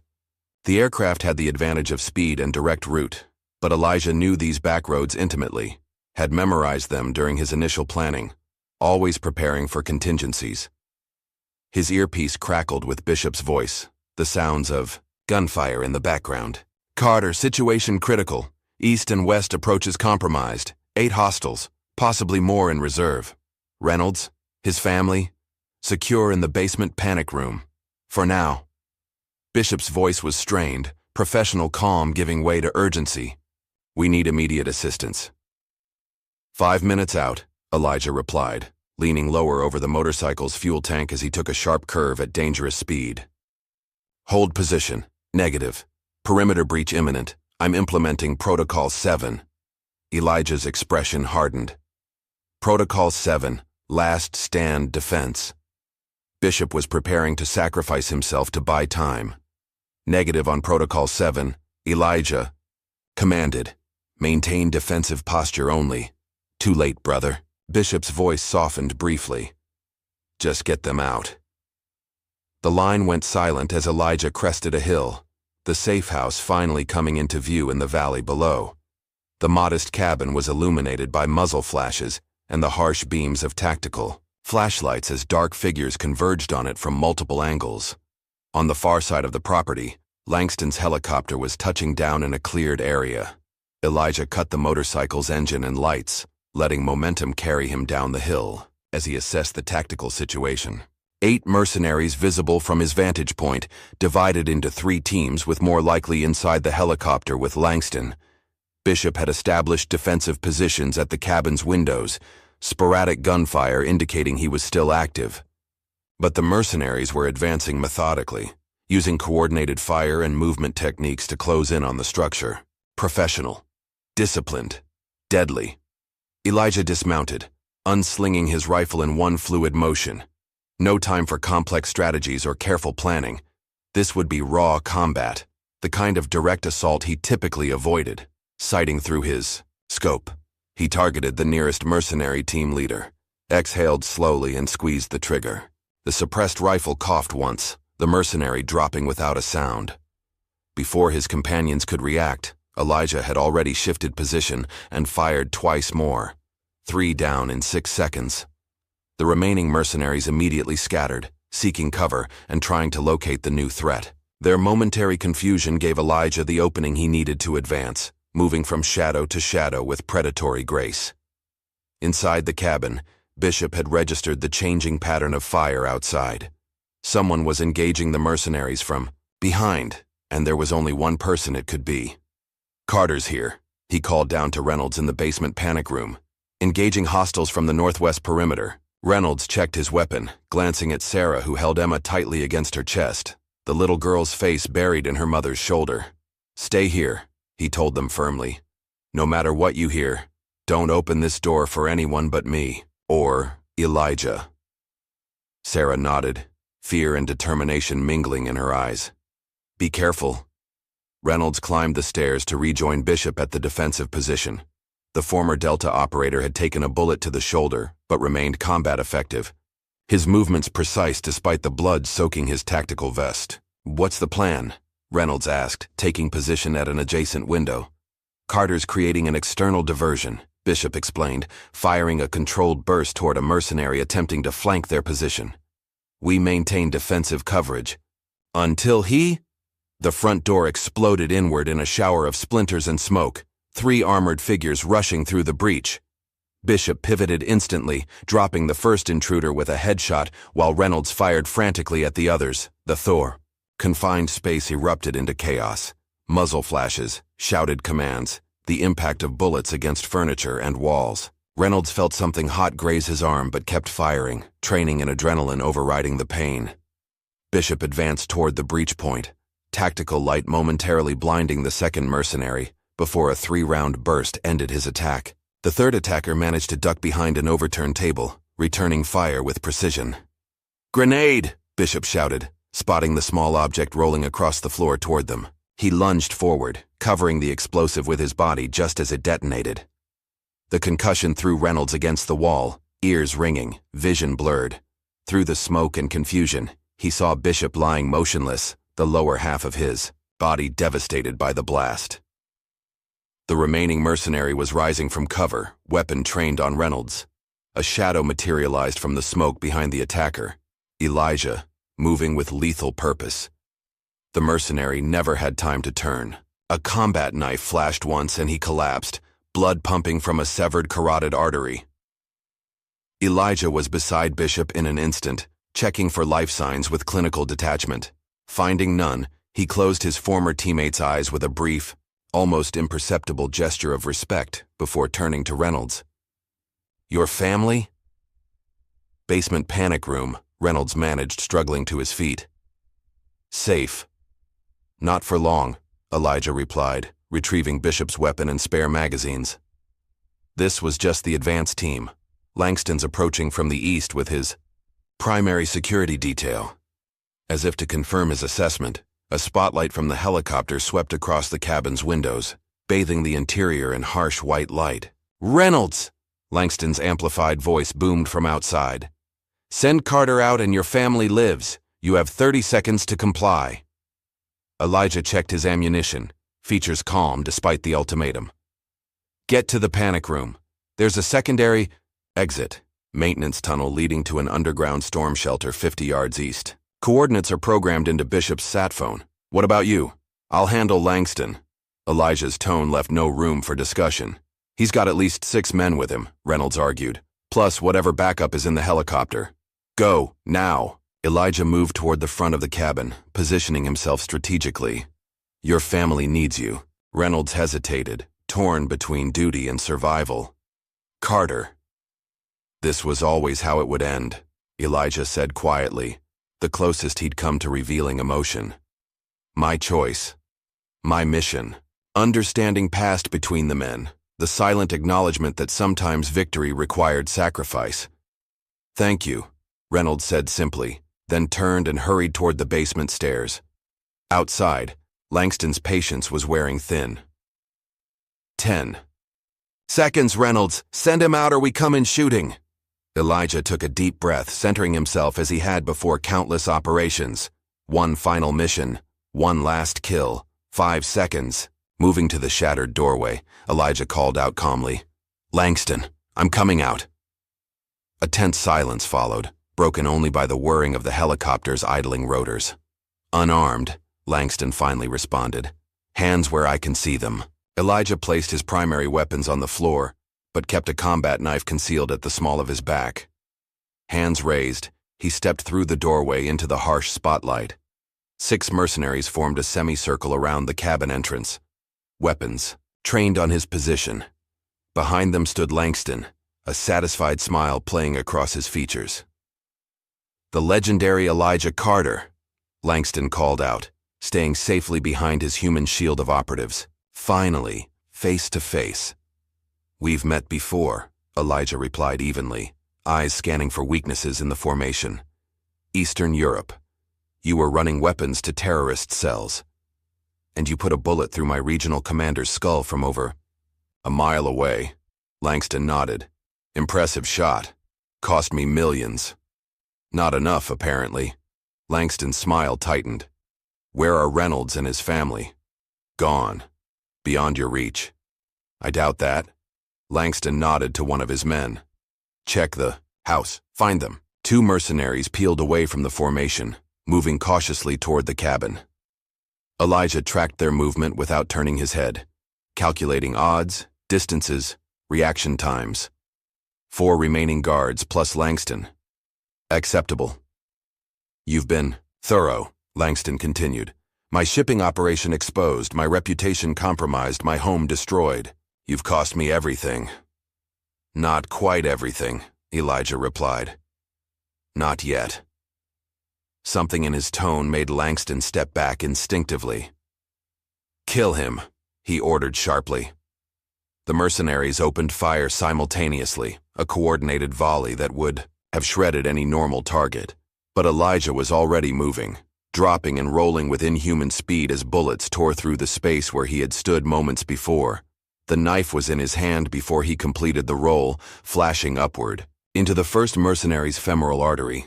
Blood sprayed in a pulsing arc as Elijah wrenched the weapon free, pivoting toward the next target. What followed was a deadly ballet of violence, precise, efficient, almost beautiful in its terrible perfection. Elijah flowed between the remaining mercenaries like water, each movement leading seamlessly into the next kill. A dislocated elbow here, a crushed trachea there, the knife finding vulnerable points with surgical accuracy. In 12 seconds, 4 highly trained killers lay dead or dying, and Elijah stood facing Langston, bloody knife in hand. Langston backed away, fumbling for the pistol at his waist. Stay back. You should have left me alone, Elijah said, advancing steadily. I warned you, all of you. The crime lord managed to draw his weapon, firing wildly. One bullet grazed Elijah's shoulder, another tore through his side, but he didn't slow. Didn't flinch.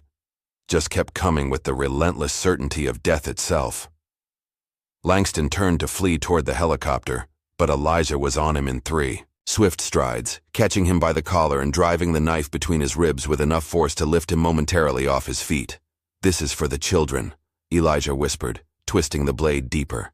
Langston's eyes widened with shock and pain, his gun falling from nerveless fingers as Elijah lowered him to the ground. Blood bubbled from his lips as he tried to speak, managing only a weak, gurgling cough. Don't try to talk, Elijah advised dispassionately. Punctured lung. You have about 3 minutes. From the cabin came shouted obscenities and the sound of gunfire. The 2 mercenaries Langston had sent to find Reynolds' family encountering unexpected resistance, leaving Langston to his inevitable fate. Elijah retrieved a fallen mercenary's weapon and moved swiftly back toward the cabin. Inside, he found an unexpected scene. Reynolds crouched behind an overturned couch, exchanging fire with the remaining mercenary, who had taken position in the kitchen doorway. I thought I told you to evacuate, Elijah noted calmly, positioning himself for a clear shot. Sarah and Emma are away, Reynolds replied, ducking as bullets splintered the wood above his head. Couldn't leave you to clean up my mess. Admirable. Foolish, but admirable.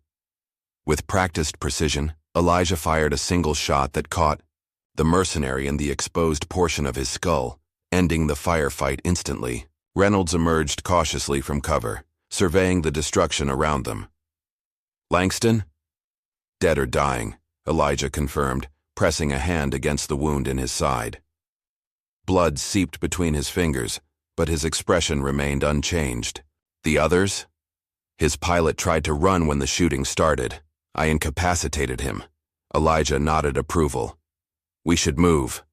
More will come when they lose contact. You need medical attention, Reynolds observed, noticing the spreading bloodstain on Elijah's shirt. Later. First, we ensure your family reaches safety. Elijah moved toward the door, his gait betraying the slightest hint of unsteadiness. The FBI contact I established earlier, Director Sawyer. Call him. Only him. Tell him Langston's organization has been decapitated, but the network remains. Outside, Langston lay motionless beside the helicopter, eyes staring sightlessly at the stars. Elijah spared him a single glance before continuing toward the tree line where Reynolds had directed his family. "It's over," Reynolds said, following close behind. "We won." Elijah's expression remained unchanged as he scanned the darkness ahead. This battle, perhaps, the war continues.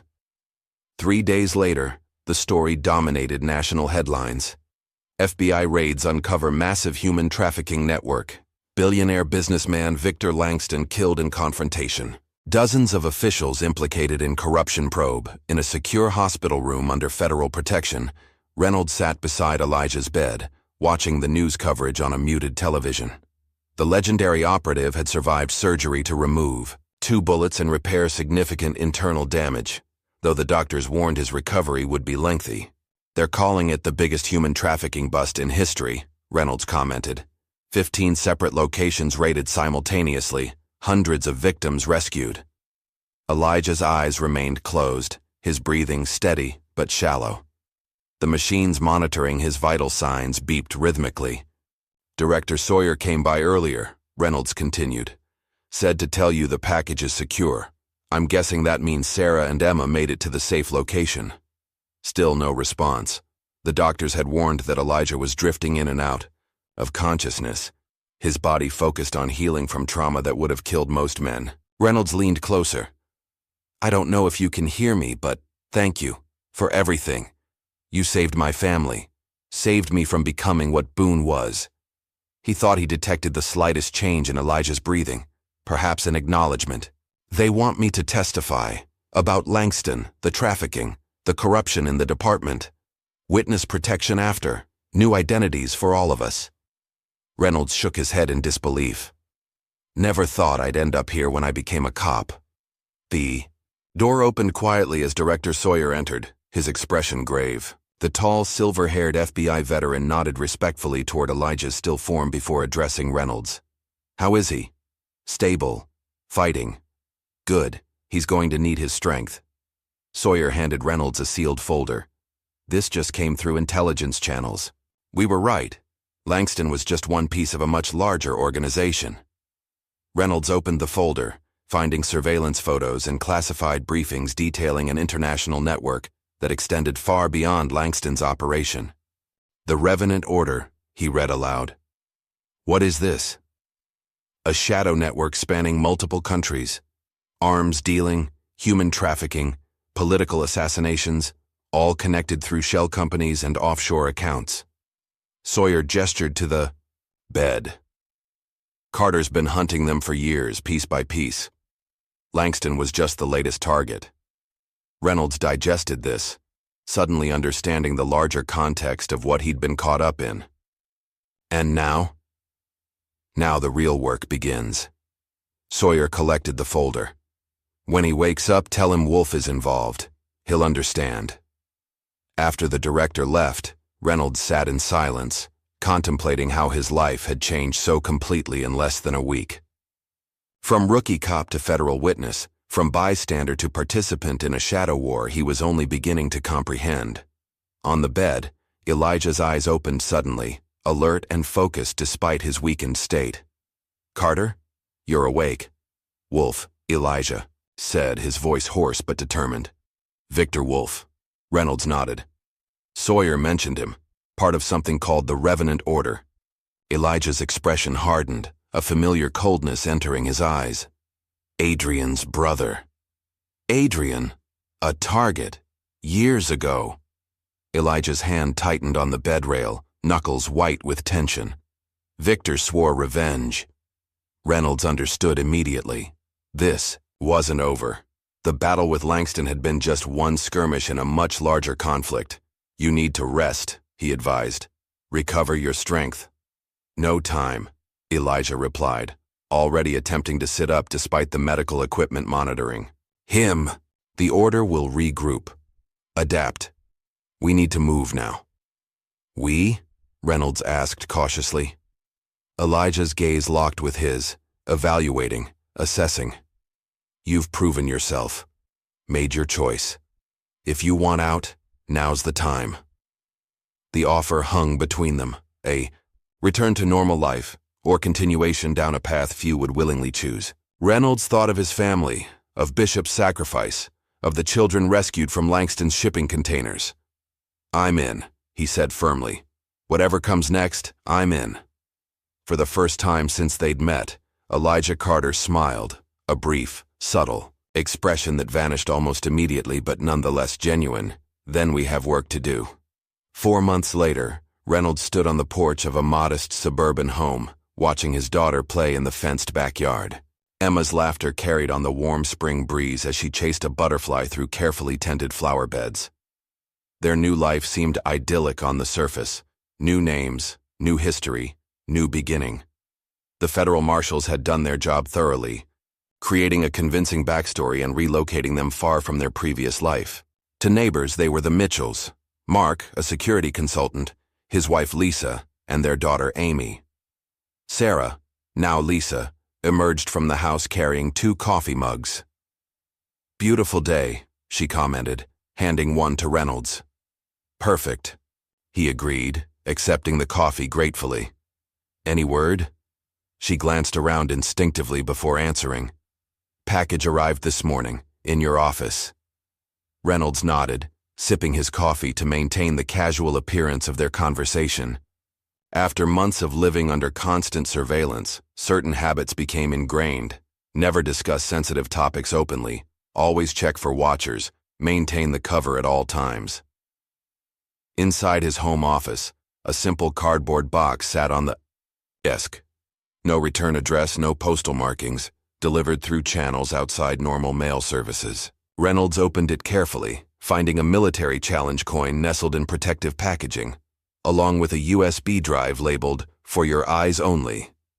The coin was heavyweight, embossed with insignia he didn't recognize, some special forces unit that officially didn't exist. He pocketed it before inserting the USB drive into his secure laptop. The screen displayed a single video file. Reynolds clicked play, and Elijah Carter's face appeared. Healthy now.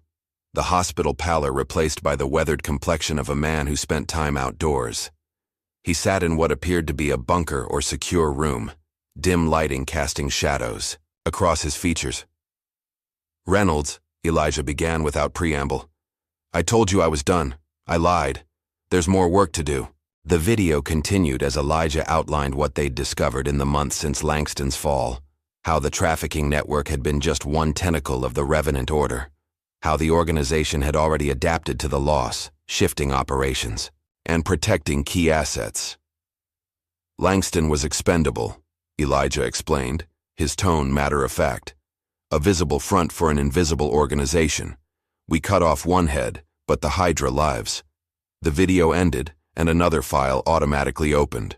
A classified military dossier detailing the Revenant Order's structure, activities, and suspected leadership. Intelligence reports suggested connections to government officials, military contractors, and international financial institutions. At the center of it all, a name: Victor Wolf. Reynolds studied the accompanying photograph. A tall, aristocratic man with cold eyes that reminded him eerily of Elijah's predatory gaze. The resemblance to his brother Adrian was subtle but undeniable. The phone rang, startling Reynolds from his review. A blocked number. He answered cautiously. "Mitchell. Window. 3, 2 minutes." The line went dead.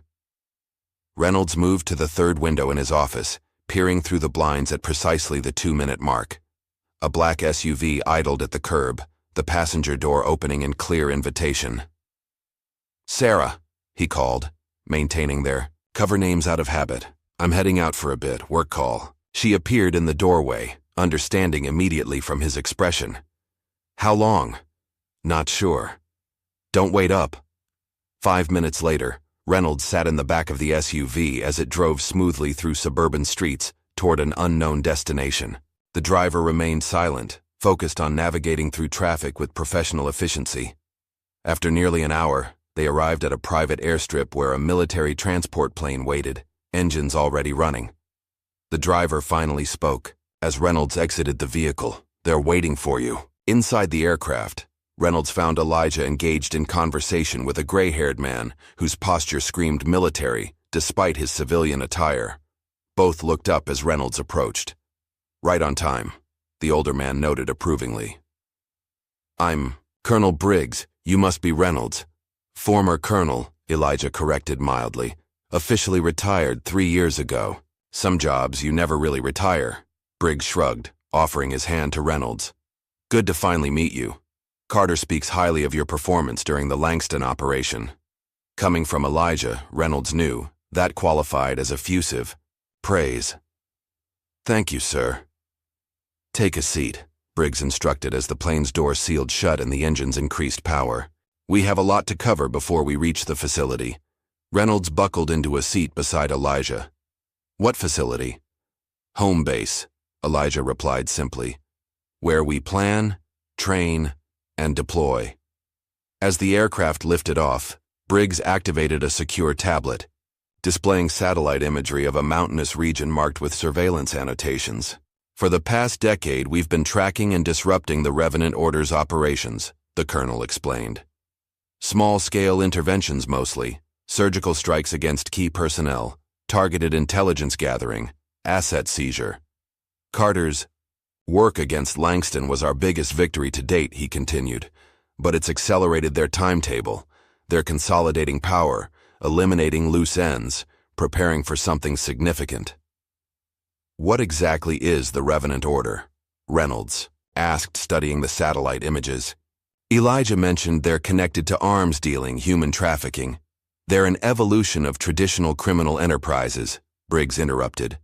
"Founded by former intelligence operatives, special forces, and black operations specialists, who decided their skills were more profitable in the private sector. Mercenaries? At first. But they've grown into something far more dangerous.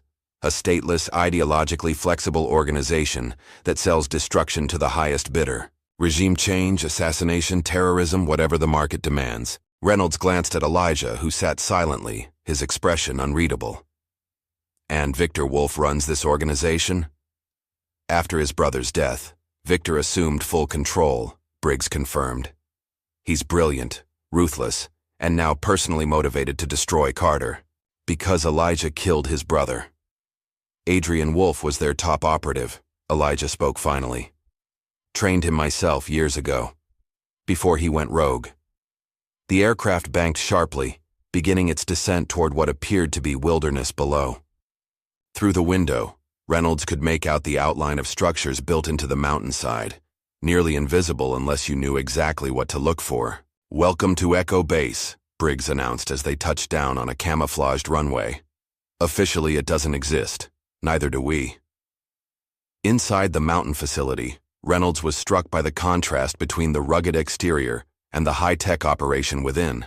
Command centers with wall-to-wall monitors displayed global intelligence feeds. Analysts worked at secure terminals, processing information from field operatives. A separate wing housed training facilities, armories, and medical units. Briggs led them to a secure briefing room where a dozen operatives waited, men and women with the unmistakable bearing of veteran special forces. Their expressions registered recognition as Elijah entered, respect mixed with something approaching awe. "The team," Briggs explained to Reynolds, "best of the best, recruited from every branch of special operations. Many worked with Carter before." 1. The main screen. A map displayed locations highlighted across the globe. Suspected Revenant Order facilities, safe houses, financial hubs. "Victor Wolf has gone to ground," Briggs continued, addressing the assembled team. "But recent intelligence suggests he's consolidating forces at this location." He indicated a remote compound in Eastern Europe. "Our objective is confirmation followed by full tactical response." "This isn't just about Wolf," Elijah added, studying the map intently. "The entire command structure will be present. One operation, one chance to decapitate the organization completely." Reynolds felt the weight of what was being proposed. Not just a mission, but a full-scale secret war against a global criminal network. He had expected to provide intelligence from the Langston operation, not to be included in whatever came next. "Where do I fit in all this?" he asked finally. "You've proven yourself adaptable, reliable under pressure, and committed to the cause," Briggs replied. "Qualities we need." The question is whether you're prepared to go further down this path. Elijah met Reynolds' gaze directly.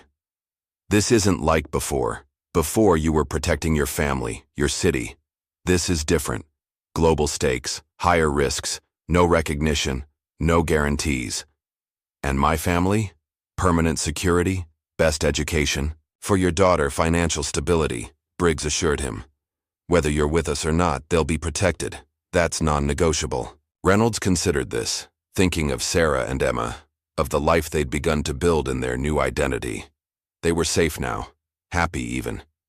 Could he risk that for another mission? Another fight? Then he thought of the children from Langston's, containers of Bishop's sacrifice, of all the lives still affected by the Revenant Order's operations. Some choices once made couldn't be unmade. I'm in, he said finally. All the way. Elijah nodded once, a gesture that conveyed both approval and acknowledgement of the weight of Reynolds' decision. Then gear up, Briggs ordered, activating the detailed mission brief on the main screen. Wheels up in 6 hours. We're taking the fight to them. As the team dispersed to prepare, Reynolds found himself standing beside Elijah at the tactical map, studying the approach vectors to Wolf's compound. You knew I'd say yes, Reynolds observed. I knew you'd make the right choice, Elijah corrected. Whatever that was. Is this personal for you? Because of Adrian Wolf? Elijah considered the question with his characteristic detachment. It's a mission, like any other. But something in his eyes, a cold intensity that hadn't been there before, told Reynolds otherwise. This wasn't just another operation.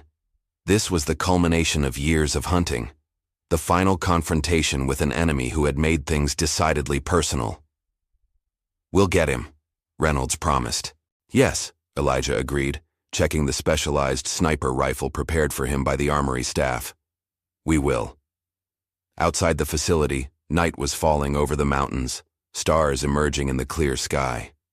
Somewhere across the world, Victor Wolf was preparing his own operations, unaware that the most lethal operative in Special Forces history was once again on his trail. The hunter had become the hunted, and then the hunter once more. The war had just begun. If this story kept you on the edge of your seat, make sure to like, subscribe, and hit that notification bell for more heart-pounding tales of redemption and retribution.